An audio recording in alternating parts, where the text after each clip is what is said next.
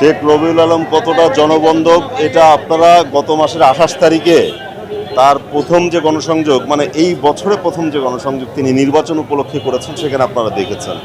এত বৃহৎ আকারে গণসংযোগ ঢাকা সিটিতে এখন পর্যন্ত কেউ করতে পেরেছে বলে আমার জানা নেই, আপনারা ভালো বলতে পারবেন আরও। আর আজকে গণসংযোগটা অ্যাকচুয়ালি শুরু হবে বাদ আসর, নামাজ এখনও শুরু হয়নি। আপনারা ইতিমধ্যে দেখতে পাচ্ছেন এখানে কিন্তু আজকে একটা থানার গণসংযোগ, এখানে অন্যান্য থানার নেতৃবৃন্দ এসেছে।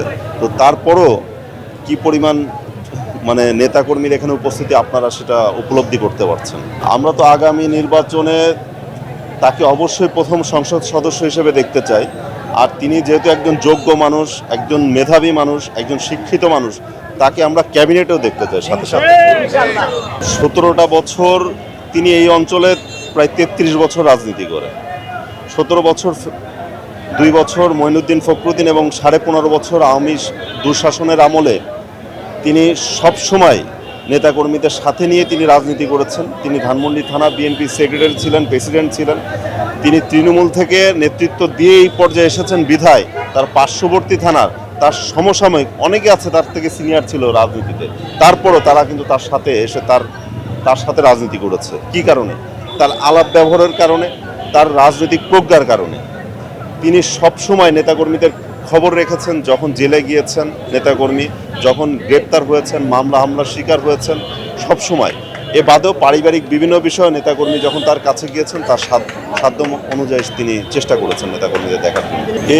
এ এলাকা যেমন আপনারা অনেকেই মনে করেন একটা আভিজাত্য এলাকার সাথে সাথে এটা কিন্তু একটা মিশ্রিত এলাকা। এখানে ব্যবসায়িক জোন আছে, নিউ মার্কেট, হাজারীবাগের পুরান ঢাকার একটা ঐতিহ্য আছে, কলা বাগানে একটা ওইখানে কিছু মার্কেট আছে।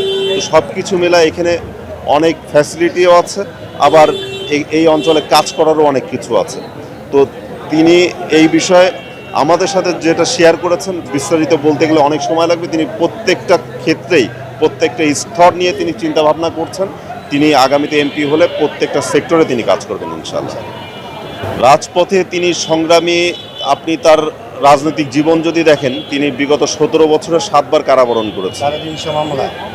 300-র অধিক মামলা, তার প্রায় 1.5 মাসের উপর সময় তিনি রিমান্ডে থেকেছেন। 120 দিন তিনি রিমান্ড থেকেছেন। তো এইটার মাধ্যমে তো বুঝতে পারেন আপনারা যে তিনি তার সংগ্রামী জীবন, তিনি কতটা রাজপথে ছিলেন বা কতটা সংগ্রামী ছিলেন।